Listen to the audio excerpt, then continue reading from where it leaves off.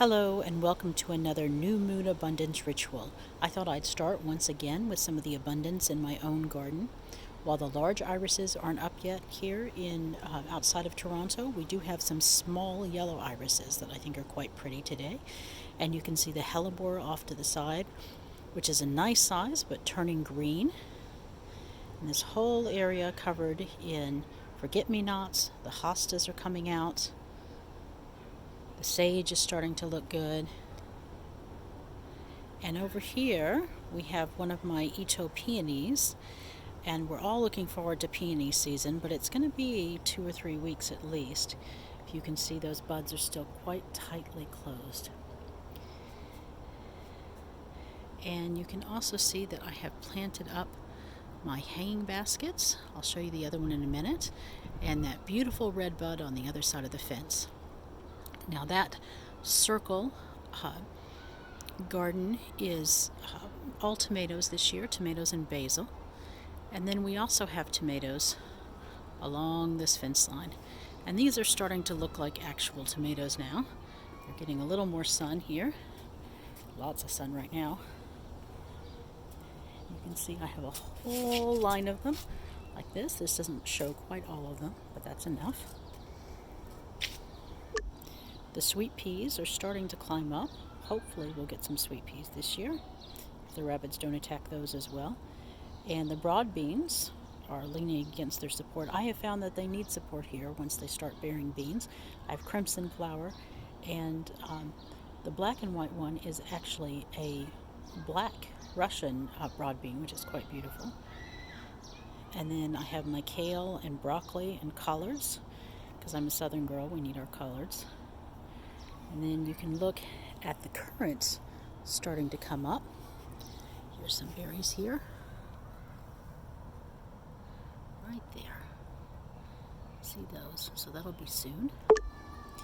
I've just planted all of these peppers. About half are hot peppers and half are sweet peppers. And I hope we have a good crop this year. You never know. And the rest of this that's just been turned over is for dahlias, that and against the back fence as well. I'm really pleased to see the size of these gooseberries. They look great. This is my oldest gooseberry bush. I have several of its babies around, along with some red gooseberries that I planted. And you see I still have some tulips. They are shattering, as tulips do, but man, do they still look pretty in all of that forget-me-not. This bed has been a disappointment because the rabbits have been after it so much. I don't have a single wild arugula left.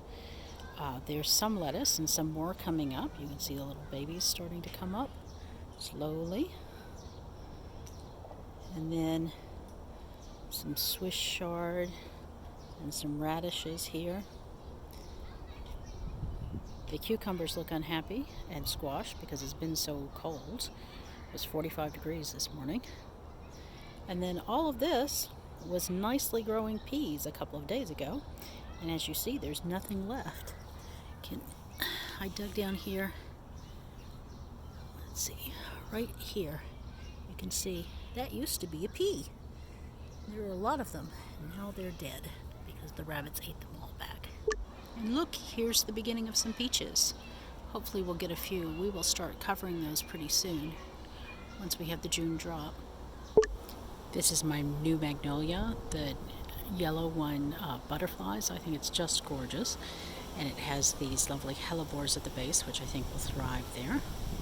And here's some lady's mantle. Isn't that just beautiful? I love that plant.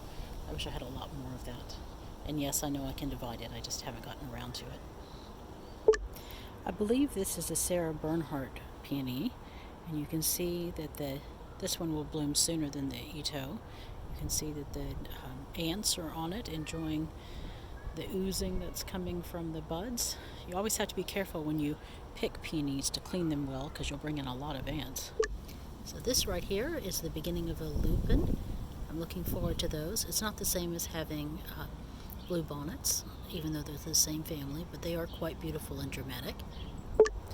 And this is my Bluebird Clementis. It's one of the early flowering ones, which I think is group 1. I don't have to cut it back or anything. And it is just spectacular. It's so beautiful.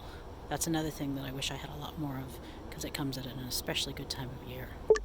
I have a tendency to put overwintered tropical plants in my hanging basket, so they look awfully scraggly this time of year, but they'll look better in a few weeks. Good to have patience as a gardener. Now here's some Vinca Major. Where I grew up, or maybe it's Vinca Minor, I actually don't know. How's that? Where I grew up in Texas, this was invasive and it was really a problem. But here in Canada, it's a very useful ground cover in areas that you can't get other things to cover and grow. Plus it has its beautiful blue flowers. So now it's time to burn my abundance list. And just as a reminder, in case you haven't been following me on the other videos I've done, this is a list of things you would like to receive, but written in the present tense and expressing gratitude to the universe that you have already received them. And that helps put you in the right vibration to actually receive them. Once you write your list, put it on a piece of paper, fold it up, and then go someplace where it's safe to light a fire. I grew up in a fire-prone area, so I still take this seriously, even in a really wet area like this one. And then light it up.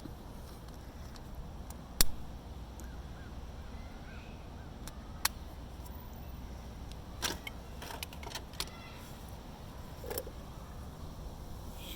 let it burn.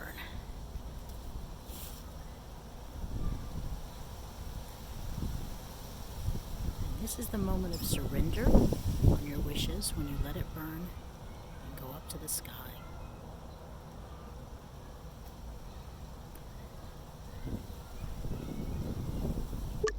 Thank you for joining me. I'll see you in 2 weeks for the release ritual for the full moon. Thanks. Bye.